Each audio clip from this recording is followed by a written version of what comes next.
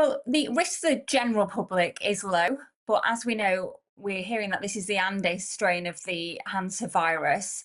It's rare, but this is a strain where there is known to be human to human transmission, which poses a challenge, but it's very close contact between humans. So they're going to have to manage, obviously, moving those passengers to their respective countries, which is a challenge.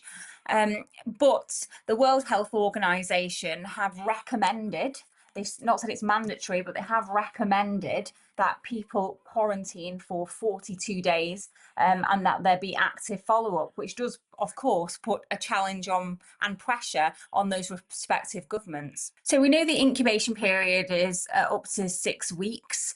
What we also have to consider here is there's no it's not mandatory, but the different countries are managing the situation slightly differently. Now, they will either be in a facility run by the government, or they will be isolating at home. But there has been a different approach that we're seeing from the authorities in different countries. So in the UK, for example, as you say, we know they are going to be at Arrow Park Hospital.